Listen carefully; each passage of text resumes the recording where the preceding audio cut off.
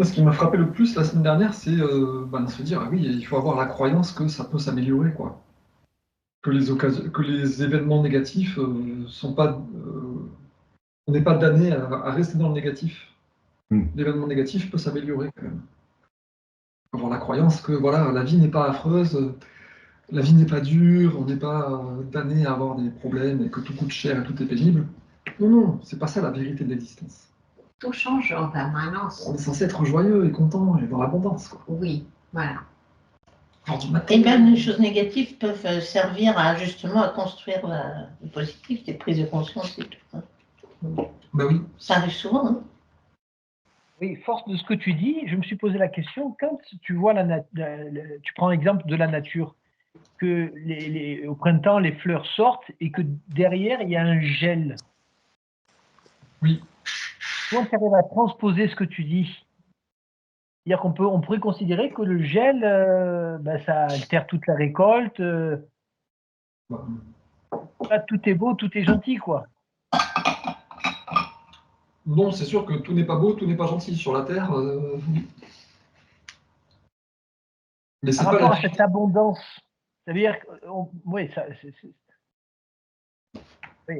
peut le penser, mais dans la réalité, si tu veux, on peut tomber sur des gens malveillants, des gens qui te veulent du mal, des gens qui te volent.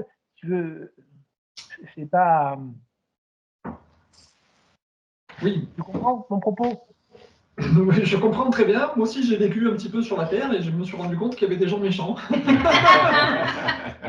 Je comprends tout à fait. Et donc, si tu veux, et j'ai pris cette parole, si tu veux, je me suis dit, mais il y a une dissonance là, il y a quelque chose qui Justement, Philippe, si tu permets, oui. Les lettres, c'est bien pour ça. Tout est conséquence de nos pensées, de nos émotions, de nos actes, y compris le gel. Y compris le pire des événements. Alors, ce qu'on voit ici, et ce qui ne me plaît pas, c'est forcément une conséquence de tout ce que nous faisons. Et c'est justement ce qui nous dit Christ, ça peut changer. Voilà. Donc, ça veut dire qu'il n'y a aucun cataclysme naturel. Ce qu'on appelle cataclysme naturel, c'est faux. C'est des conséquences de l'activité de la conscience humaine. En tout cas, sur Terre, oui. Et je ne dirais pas aucun. Mais une partie est très influencée par l'esprit humain.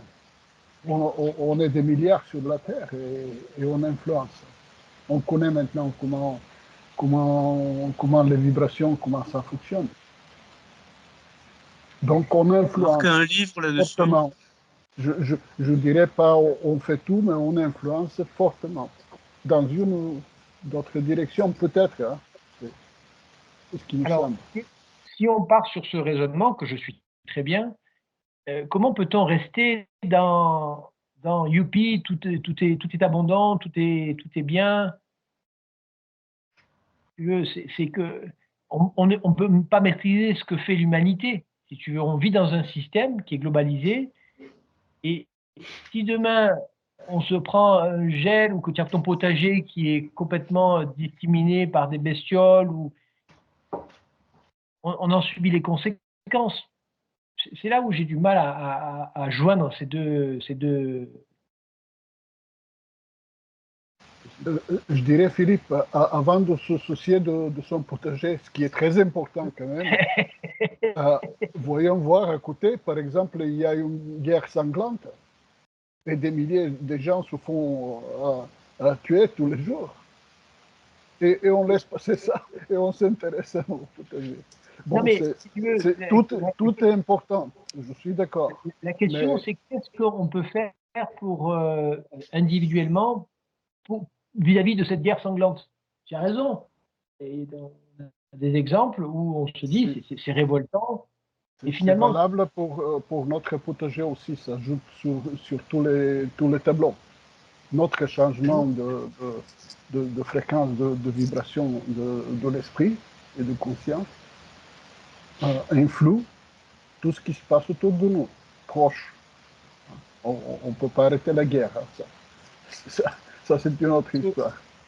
Voilà, Oui. on ne peut pas arrêter la guerre. Par contre, tu peux cultiver ton potager intérieur et extérieur, Ouais. mais ça n'empêche que tu es assujetti à ce qui peut paraître de l'injustice. Quand mettons, tu as du gel, c'est un exemple qui est anecdotique, mais du gel, toute la récolte est foutue. Tu as des ruches, et toutes tes ruches sont décimées parce qu'il y a une bestiole, un frelon. Comment rester dans cette attitude d'ouverture en disant oui, la nature est abondante? C'est vrai qu'on le voit qui naturellement est abondante, mais il y a des cas, des situations où tu te prends ça de plein fouet. Si on parle du lien entre cataclysme et conflit humain, tu avais un bouquin là-dessus que j'ai acheté qui est très très scientifique quand même, un petit peu compliqué pour moi, mais j'ai complètement oublié le nom de l'auteur. C'est Pierre Lescaudron, peut-être. Pardon, je n'ai pas compris. Est-ce que c'est Pierre Lescaudron? Ouais, ça doit être ça, ouais. C'est la connexion humain-cosmos et les changements de la Terre. Ouais. En gros, la première partie, il expose la nature de l'univers électrique. Et après, il fait le lien entre la conséquence justement des pensées des hommes et des catastrophes.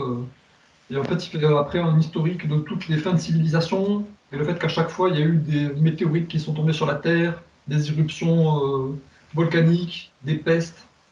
Et donc, à chaque fois que quand la situation de la civilisation se dégrade, les pensées négatives des gens créent des catastrophes naturelles. Et il le justifie par la nature électrique de l'univers et la nature électrique du cerveau et du cœur. Donc il justifie les lettres du Christ, en gros. C'est ça, ouais.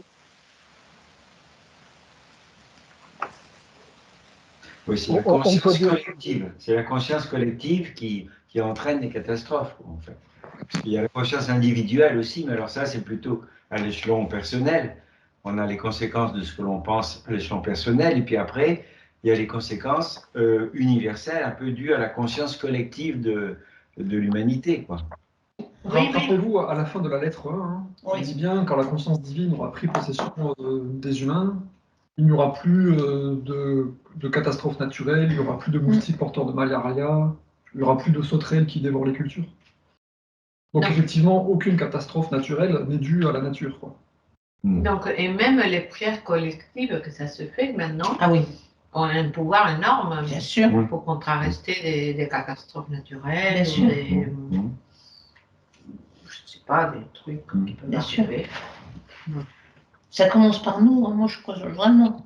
Ça commence par nous, même la guerre, à l'autre bout, ça commence par nous. Oui. Si déjà on mettait la paix dans nos vies, dans notre cœur, ça, déjà, c'est... Moi je crois que ça commence toujours par nous. Il faut à échelle individuelle, et après avec le... On rayonne. Oui, voilà. L'échelle individuelle et proche, essayer de changer les choses. Ouais, changer ses pensées, changer ses pensées, ses paroles et ses actes. Hein. Et nous. Même les cellules se transforment, non? Oui, bien sûr. Les cellules du corps se transforment quand on accepte... De toute façon, le propos du Christ, là, c'était de dire, c'est pas de nier la réalité, hein, c'est pas de dire tout est beau, donc forcez-vous à voir les trucs beaux alors que c'est pas beau. C'est de dire la vérité de l'existence, c'est que tout le monde devrait vivre heureux dans l'abondance. Tous les trucs négatifs qui arrivent, c'est dû à la pensée de l'homme. C'est ça qu'il veut dire. Philippe, hein, quand tu disais comment faire le lien entre ce qu'il dit, il ne dit pas tout est rose et tout est beau. Il dit la conscience divine est partout, soutient tout et crée la croissance partout. Si vous expérimentez des trucs négatifs, c'est la pensée de l'homme qui les a créés, ces trucs négatifs. Là, je suis tout à fait d'accord. La question, c'est comment fait-on pour avoir une foi, comment dirais-je, résistante, vertueuse, quand il va t'arriver des choses qui vont être nuisibles alors que tu essayes de cultiver cet état d'esprit harmonieux avec la conscience divine. Et justement, tout le sujet du point numéro 5 qu'on travaille actuellement, vivre les événements comme des occasions d'amélioration, c'est comprendre que quand on vit des trucs négatifs, pour l'instant, on a identifié que ces deux causes. Soit on a récolté quelque chose qu'on a semé avant, soit on a attiré une expérience difficile pour croître. Et pour la surmonter. Et Voilà. pour la surmonter. Oui.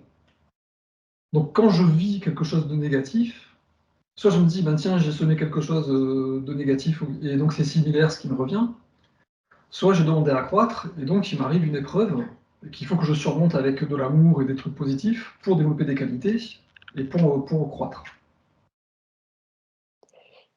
Tout à fait. Je suis tout à fait dans ce raisonnement-là, et même voir remercier. C'est dur, hein, des fois. Ce qui nous arrive de négatif pour le transcender. Parce que justement, si ça nous arrive, c'est que c'est pas encore résolu en nous.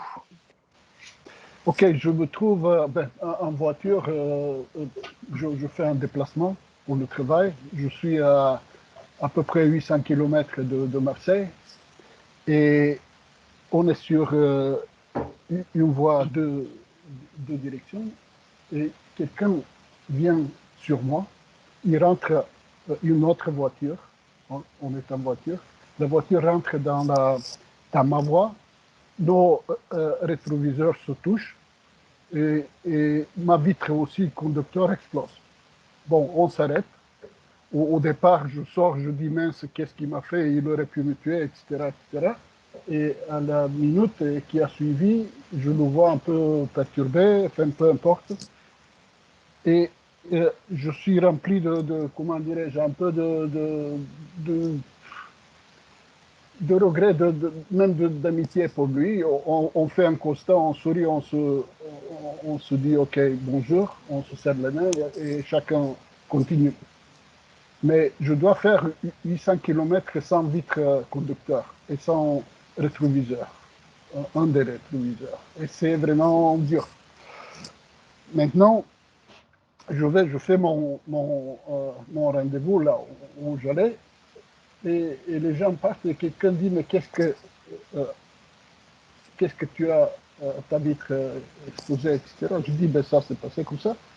Les gens c'était dans une société, les gens ont sorti sans que je demande rien du tout. Un plastique très costaud, ils ont, avec un scotch très costaud, ils ont fait, deux gars, ils ont fait un petit peu manipuler, ils ont refait entre guillemets la vitre. Donc j'ai pu rentrer en confort relatif. Sinon, c'était dur. Donc, j'ai rien demandé et tout ça s'est passé comme ça.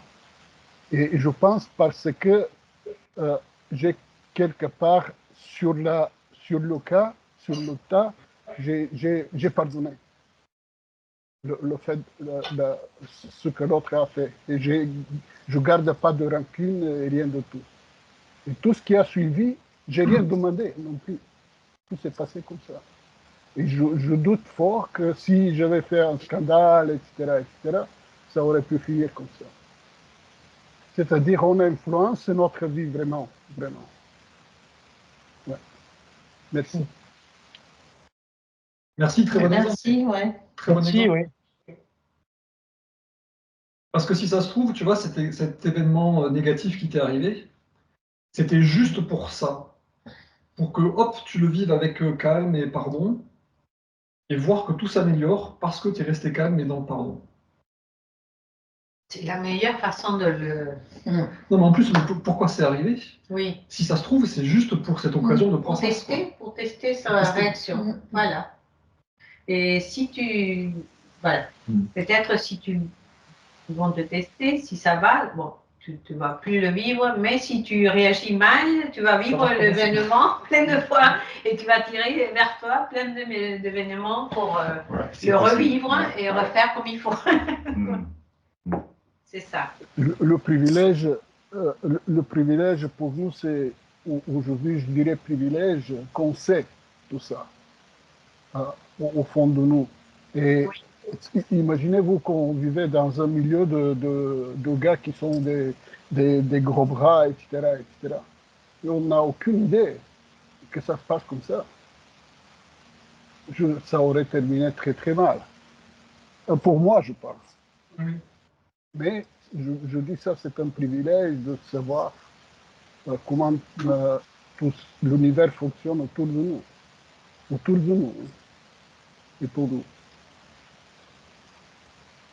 Donc, je dirais mon apport personnel n'est pas extraordinaire, dans le sens où je savais d'avance qu'il fallait se maîtriser, etc., rester aimable et vraiment, vraiment dans ses pensées bien, dans ses bonnes intentions. Mais je ne dis pas encore si je vivais dans un milieu où ces choses-là sont plutôt péjoratives même, ça existe. Des gros bras, des muscles, des matraques et tout ce que vous voulez, ça aurait mal fini pour moi, ça c'est clair. Ok, merci.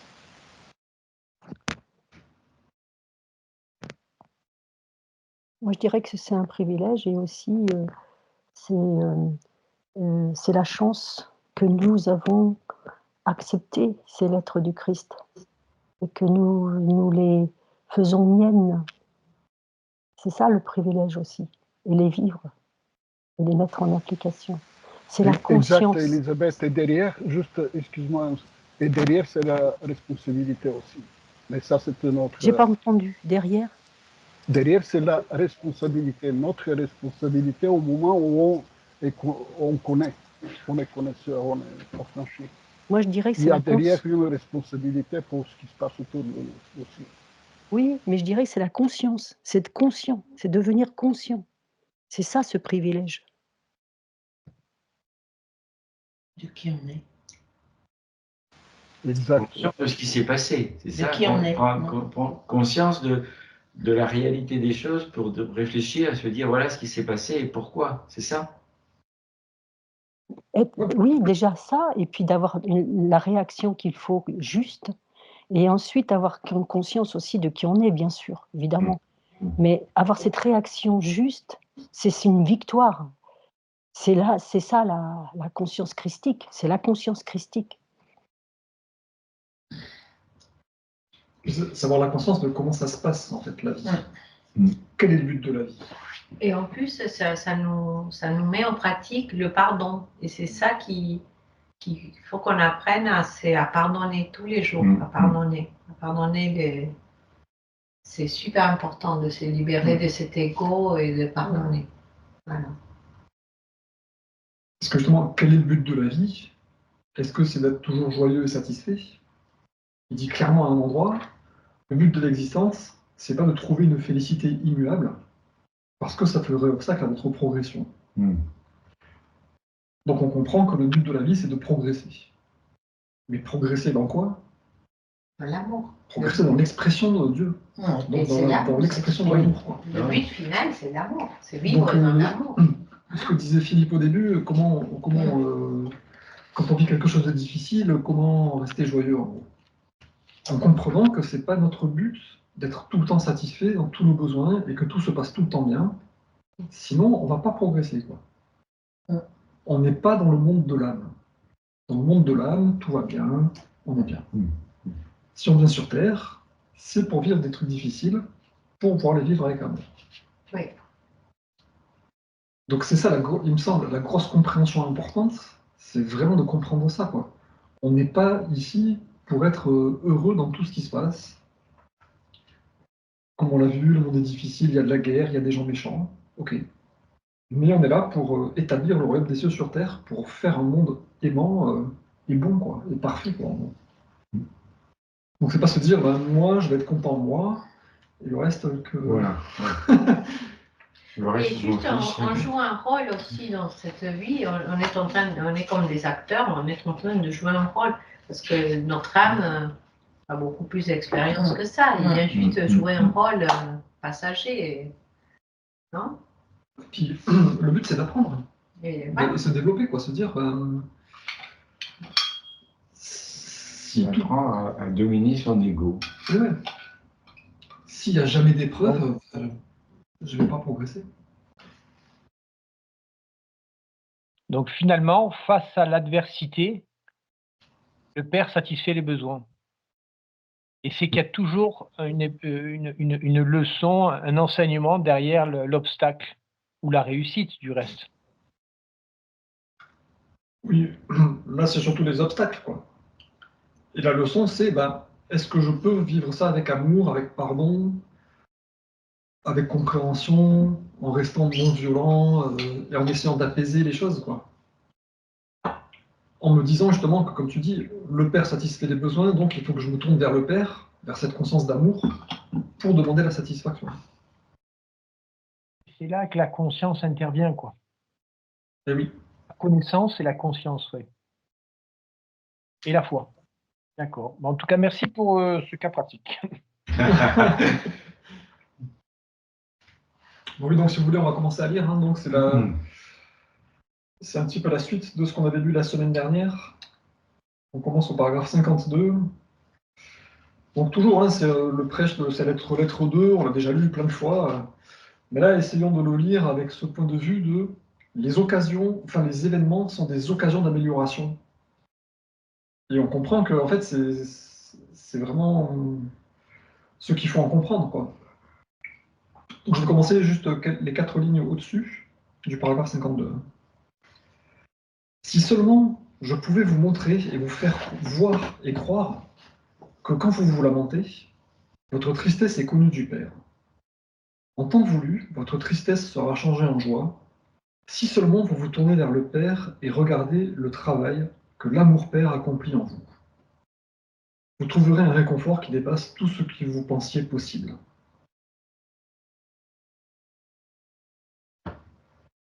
Donc là, on voit bien, voilà, si on se tourne vers le Père, la tristesse va être changée en joie.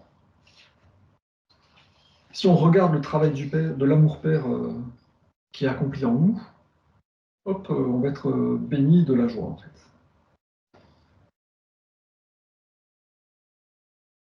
Donc il faut avoir la foi. Si seulement je peux vous montrer et vous faire voir et croire que quand vous vous lamentez, votre tristesse est connue du Père, c'est ça, c'est se dire, je suis sûr que le Père connaît mes besoins, connaît mes problèmes, et je suis sûr qu'il va y répondre.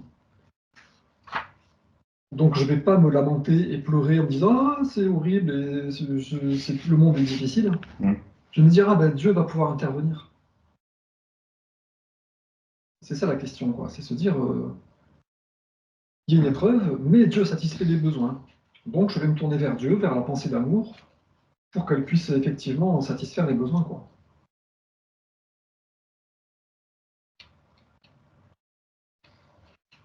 Votre tristesse sera changée en joie si seulement vous pouvez vous tourner vers le Père et regarder le travail que l'amour-Père accomplit en vous. Vous trouverez un réconfort qui dépasse tout ce que vous pensiez possible. Donc arrêtez de penser par vous-même, de rationaliser, de projeter en mettant des limites à l'œuvre du Père. Comme il dit à un autre endroit dans la lettre 1, les seules limites au travail de l'amour-Père sont les limites que l'esprit humain met à ce travail, quoi. Donc si on se tourne seulement vers le Père avec la foi, on va trouver un réconfort qui dépasse tout ce qu'on pensait possible, quoi. C'est énorme. Donc, continuons. Que vous êtes bénis quand vous avez faim et quand vous avez soif, car vos besoins sont connus du Père. Rapidement, ces besoins seront satisfaits si vous cessez de gémir et que vous commencez à prier le Père et demander en croyant que vous recevrez.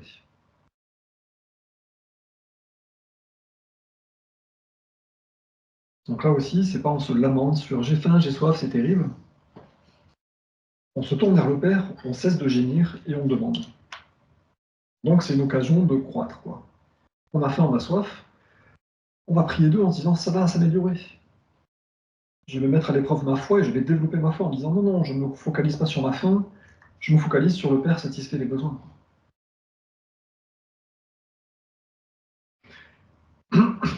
Comment pouvez-vous croire que pour manger et être habillé convenablement, vous devez d'abord aller au temple et offrir des sacrifices par le feu, des propres créatures vivantes du Père, pour payer pour vos péchés? Ne pouvez-vous pas voir que les êtres vivants que vous brûlez ont été créés pour jouir de la vie, tout comme vous avez été créés pour jouir de la vie. Ils ont été créés pour être une bénédiction et bénis sur cette terre, tout comme vous êtes nés pour être à la fois une bénédiction et bénis. Car c'est la nature de l'amour-père révélée dans sa création. Si vous vous rappelez que ce que vous croyez sincèrement est ce que vous recevez, ne pouvez-vous pas voir que cette croyance juive des sacrifices d'êtres vivants dans le temple ne vous apportera rien d'autre que de la souffrance? Croyez en la punition, et la punition sera ce que vous recevrez. Croyez que le massacre et la destruction sont la bonne façon d'atteindre Dieu, et c'est ce que vous expérimenterez, massacre et destruction. Si vous avez faim et soif, c'est parce que vous vous détournez du Père en vous. En cédant à vos pensées effrayantes, anxiété et sentiments de désespoir, vous êtes en train de créer les conditions mêmes que vous voulez rectifier. Vous faites toutes ces mauvaises choses à vous-même. Donc là, c'est exactement ce que disait Dragomir. Si on vivait dans un monde de gros bras et que je m'étais énervé contre cette personne qui a cassé ma vitre, j'aurais cru que la punition et la destruction, c'était la bonne façon de réagir. J'aurais expérimenté encore plus de punition et de destruction. Et malheureusement, c'est la façon, comme il nous dit un peu plus loin, c'est la façon humaine de réagir, quoi. On veut se battre, enfin, l'humain veut, voilà, il est dans l'ego, veut se battre, veut punir, veut se venger. Donc, entre guillemets, c'est naturel pour l'humain de réagir comme ça, mais tant qu'on fait ça, on va récolter la même chose que ce qu'on fait. Donc, ça va être horrible.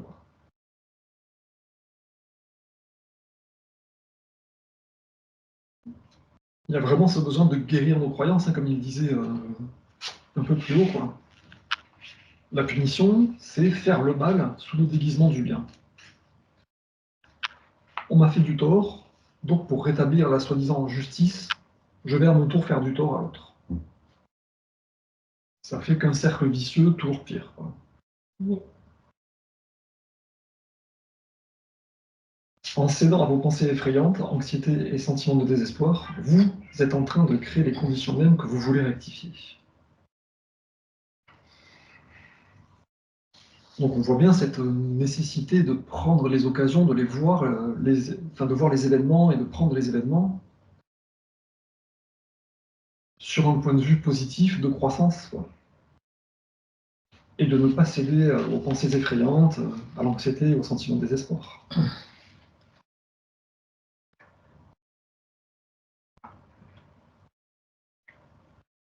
C'est parce que nous, on cède à ces pensées-là qu'on crée des choses négatives. Alors, cette idée de pardonner, de ne pas répondre, de ne pas se venger, il y a beaucoup de religions qui l'apportent, au moins qui la proclament.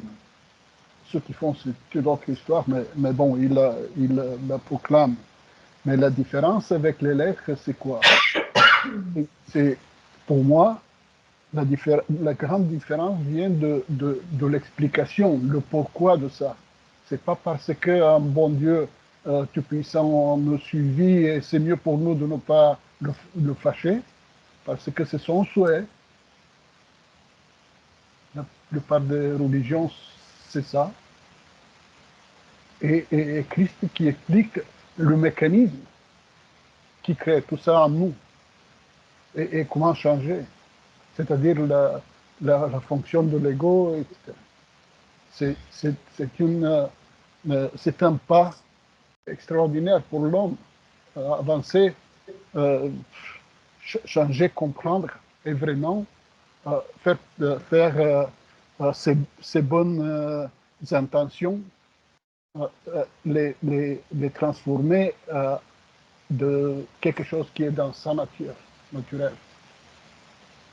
Changer en conscience. Mais on ne peut pas changer en conscience parce que quelqu'un nous menace de punition ou de... Voilà. C'est à l'intérieur de nous et c'est là que les lettres sont tellement précieuse. Ouais. Oui, merci. Et oui, c'est très juste ce que tu viens de dire. Hein. C'est pas pour faire plaisir ou pour éviter la punition.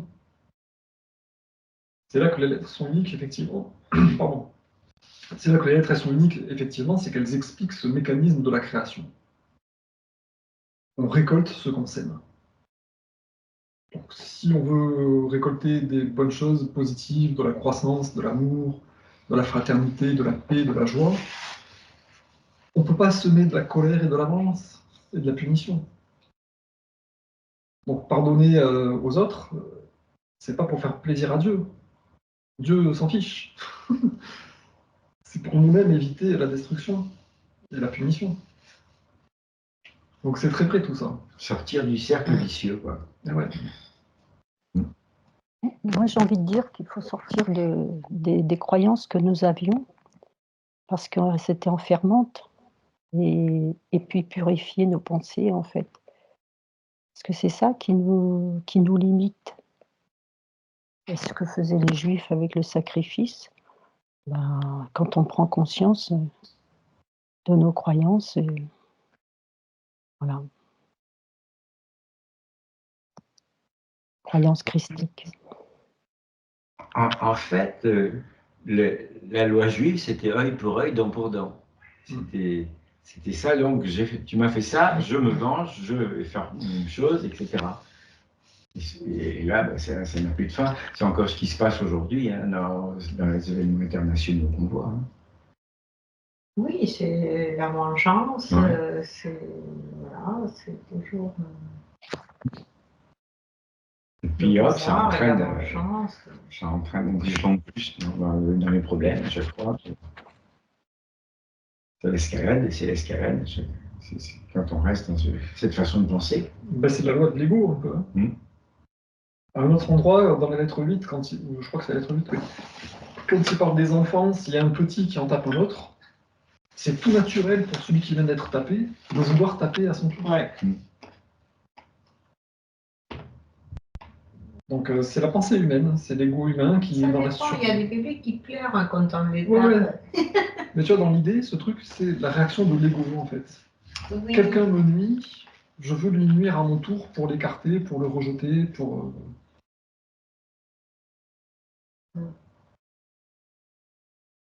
Donc ce truc-là, de quand il dit, voilà, ils brûlent des animaux dans le temple pour payer pour leurs péchés. Ils veulent œil pour œil, dent pour dent. Notre ego humain veut faire pareil, en fait. Il y a quelqu'un qui m'a fait un coup bas au travail, ah ben moi aussi je vais lui faire un coup bas. Il y a quelqu'un qui m'a critiqué, ben moi aussi je vais le critiquer. Vous voyez Et donc c'est une tendance naturelle de l'ego, malheureusement, et il nous faut surmonter ça. Notre âme, elle doit surmonter ça. Quoi. Oui, on est là pour ça, en fait. On est là pour ça. Il faut progresser. Oui, exactement. Moi, ça me fait penser, vous voyez, à un cavalier qui monte un cheval et qui doit, voilà, un peu, comment dire, dresser son cheval ou le domestiquer, en fait. C'est-à-dire, le cheval est, voilà, est impulsif, colérique et tout, et le cavalier doit rester calme et imposer de la discipline aimante à ce cheval. Je suis bien placé pour le savoir. Donc notre, je monte à cheval. notre humain, c'est notre monture en fait. Notre humain, c'est notre cheval impétueux, et notre âme doit maîtriser cette monture et maîtriser cet humain, le rassurer, le guider, maîtriser ses impulsions, ne pas céder aux impulsions de mais si, venge-toi. Non.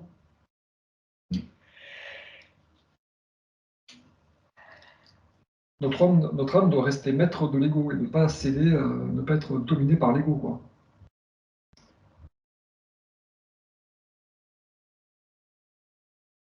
Comme il dit, hein, c'est en cédant à vos pensées effrayantes, d'anxiété, de sentiments de désespoir, que vous êtes en train de créer les conditions mêmes que vous voulez rectifier, quoi.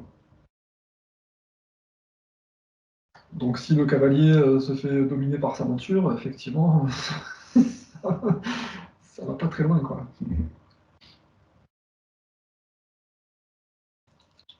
Par conséquent, vous êtes encore plus béni lorsque vous avez faim et soif de bonté et de contact avec le Père en vous, parce qu'alors vous en serez sûrement remplis 100 fois.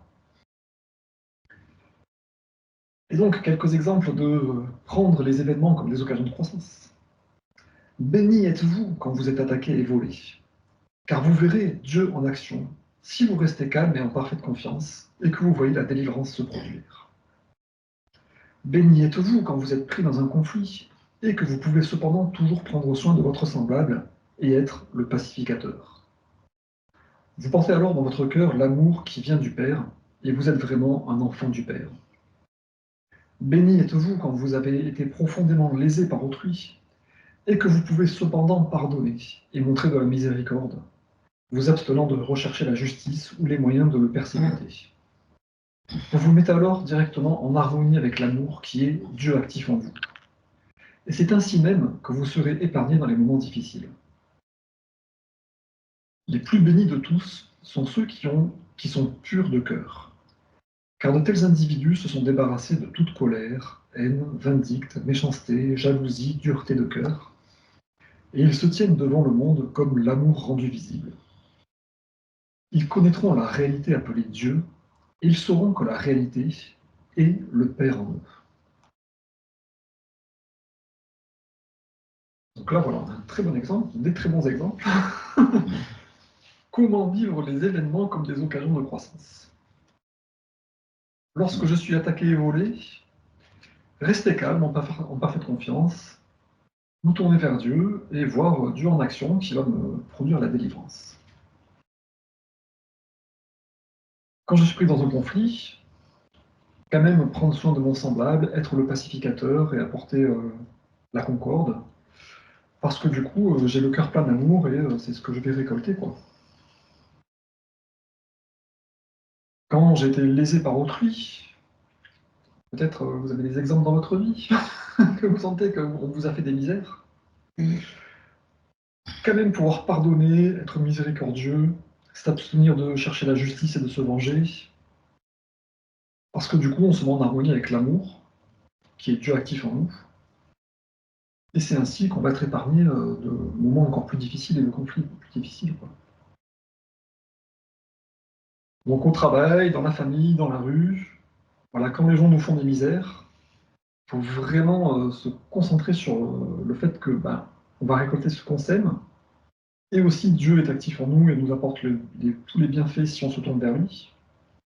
Et donc vraiment rester dans l'amour, la concorde, le pardon, s'abstenir de se venger, de critiquer, d'être dans la haine.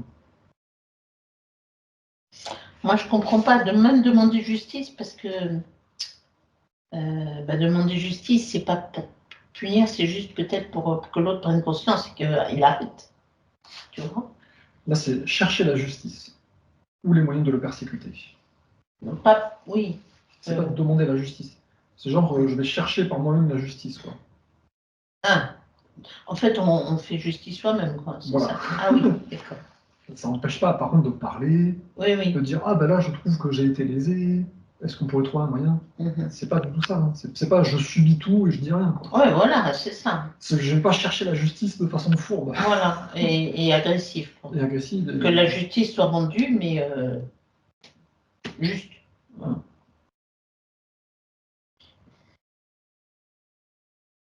Sinon, c'est un peu tout accepté. Non, justement. C'est vraiment un état de conscience, hein, comme il le dit à notre endroit. Le royaume des cieux, c'est un état de conscience. Donc là, qu'est-ce qu'il veut bien dire par ça? Là, on a un exemple. Voilà. Quand on a été lésé par autrui, il faut quand même rester dans le pardon et la miséricorde, en se disant que le pauvre, il est de mauvaise humeur, il a des problèmes de santé, il s'est fait je ne sais pas quoi, il est inquiet, ou il a toutes les raisons d'être méchant. Mais moi-même, il ne faut pas que je devienne méchant, il faut que je veuille chercher justice par moi-même en le punissant.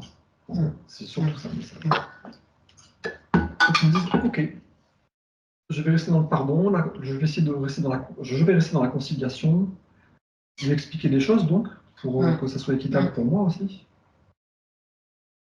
Mais comme il dit, les plus bénis de tous sont ceux qui sont purs de cœur et qui sont débarrassés de la colère, de la haine, de la vindicte, de la méchanceté, de la jalousie, de la dureté du cœur. Et qui se tiennent devant le monde comme l'amour rendu visible. C'est beau cette formule. Devant le monde entier, c'est l'amour rendu visible. Quelqu'un de gentil, qui reste aimable, bienveillant, quoi qu'il se passe.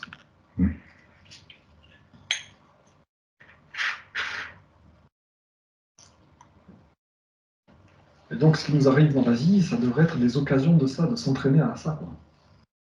On est tous conscients qu'on n'y est pas. Enfin, moi, je suis bien conscient que j'y suis pas encore. Mais je m'efforce à ça, en fait. Je vois les occasions où, à chaque fois, ça se répète et je m'énerve et je veux me justifier, je suis de mauvaise humeur. Et maintenant, je me dis, bon, bah, il faut que j'arrête de faire ça, quoi. Puis en plus, les occasions, elles sont fréquentes dans la vie de tout le monde. Comme disait Mariana, tant qu'on en rate, ça se reproduit, ça recommence. Comme les mauvaises herbes, qui ne sont pas des mauvaises herbes d'ailleurs. Ça pousse, ça Maintenant, j'ai repousse, ça repousse, ça repousse. C'est super.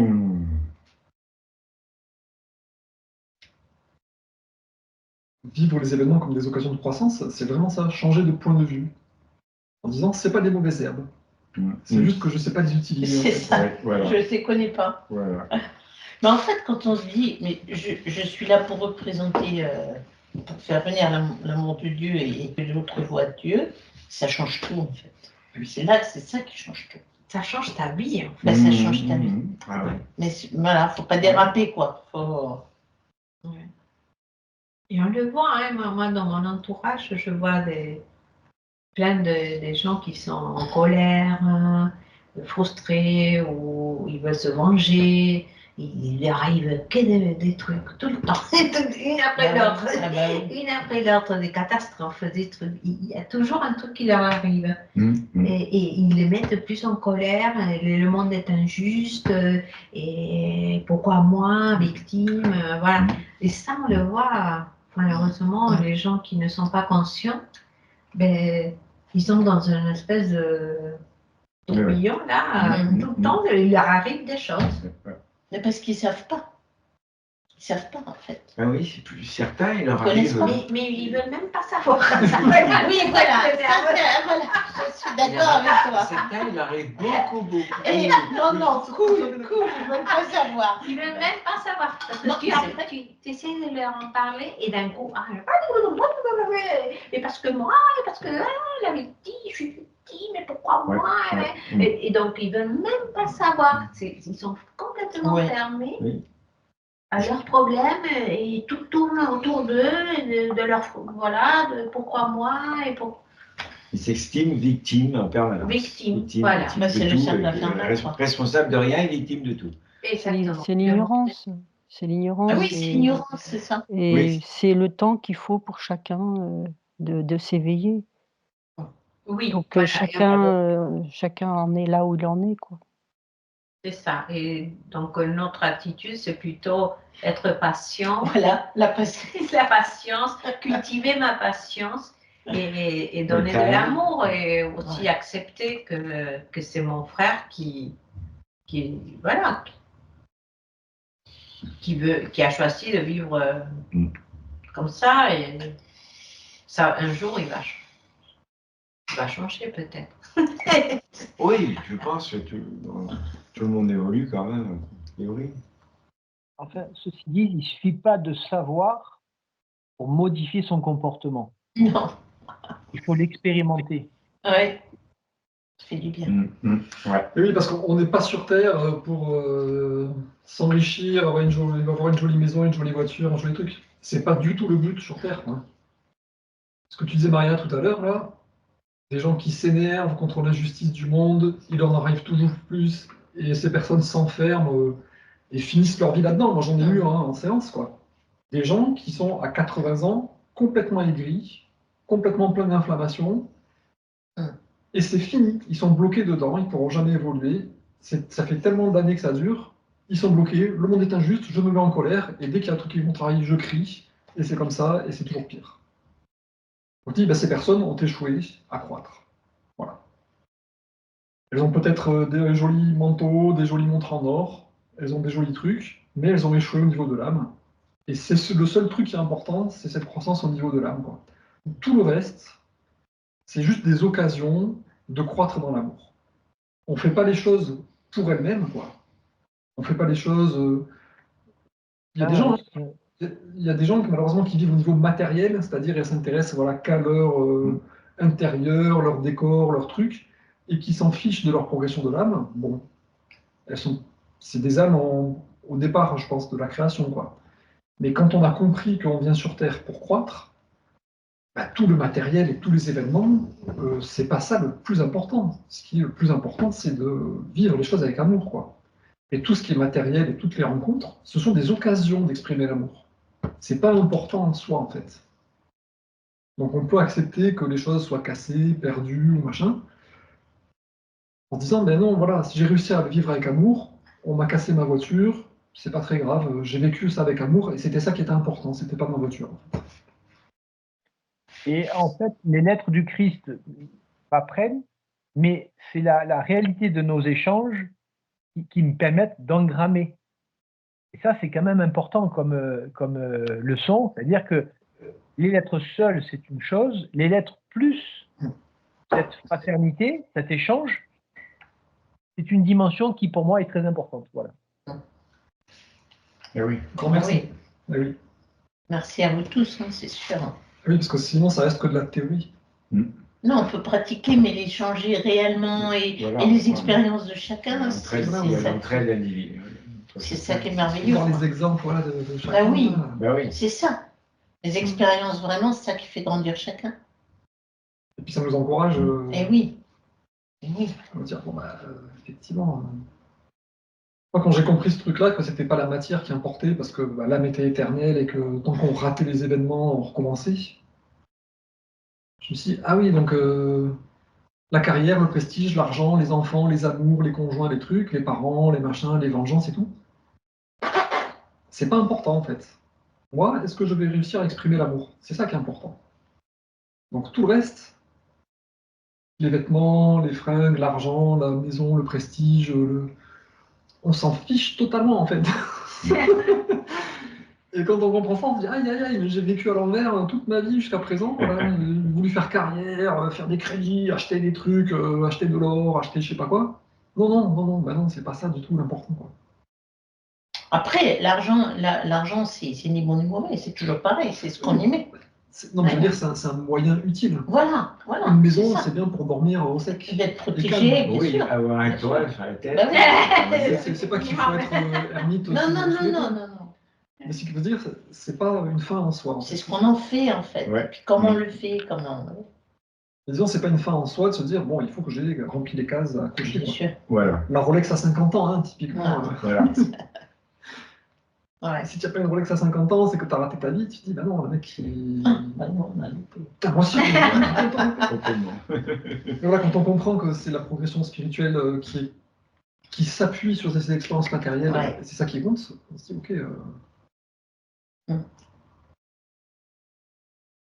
Effectivement, il faut que j'arrête de m'énerver, quoi. Ouais. Et que je continue à jouer au jeu de la matière avec ce point de vue, quoi.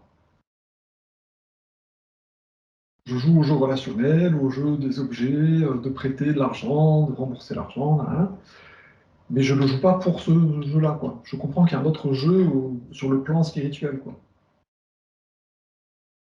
Toujours ces deux dimensions, hein, la dimension de l'esprit et la dimension matérielle. Oui, la dimension spirituelle doit primer, on va dire, sur la dimension matérielle. Tout. Voilà. Et utiliser la dimension matérielle comme une occasion d'exprimer l'amour. Ouais, ouais. Et la personne dont tu parlais tout à l'heure qui reste engrainée tout le temps dans son truc, elle n'a pas compris ça, et elle reste sur non, la justice, non, il faut nous respecter. Ouais, et après, elle est malheureuse comme tout, parce que il y a un truc qui ne va pas, quoi. Ouais. Toujours malheureuse. Toujours. Et des choses qui lui arrivent. C'est incroyable.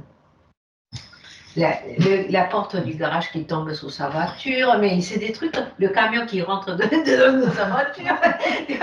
À chaque fois, il y a des trucs hallucinants. Elle est tombée en vélo parce que le vélo, il s'est cassé, je ne sais pas quoi, donc c'est un mois de plâtre, des machins.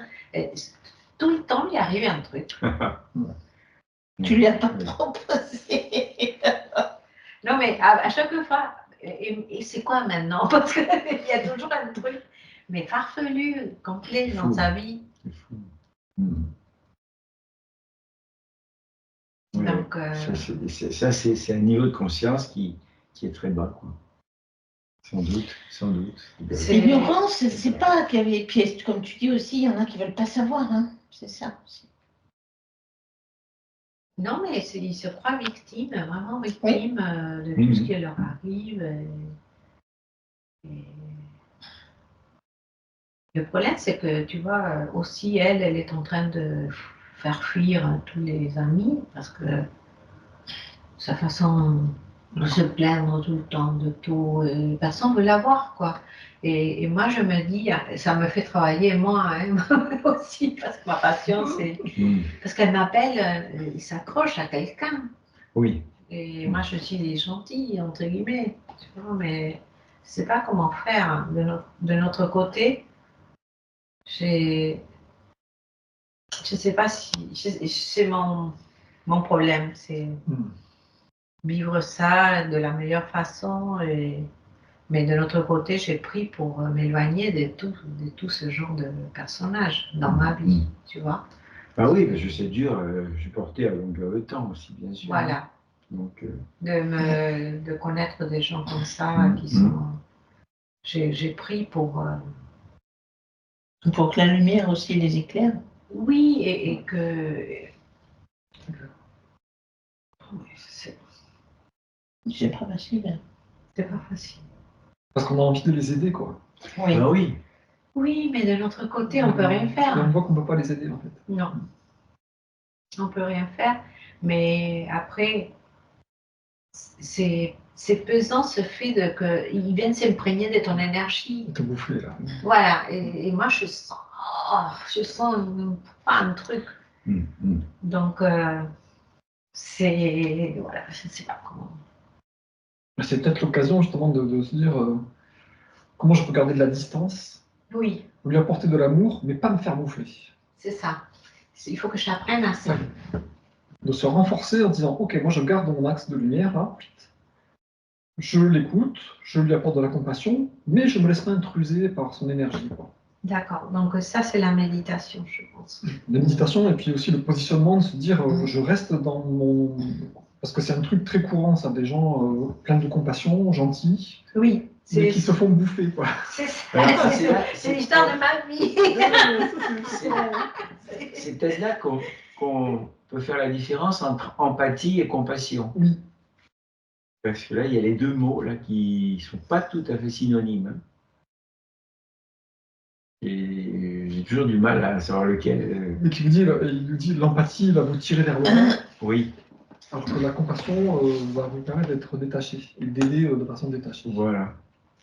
Oui, donc la compassion, c'est mieux, c'est plus utile voilà. que l'empathie. Que l'empathie où on pleure avec celui qui pleure. Oui, c'est ça. Où on se laisse, on laisse et trop, on se laisse descendre en même temps. Oui, voilà. Oui, et puis c'est un truc genre, j'ouvre tout, et je te donne tout, vas-y. Je veux te sauver comme une maman qui veut sauver, qui veut nourrir.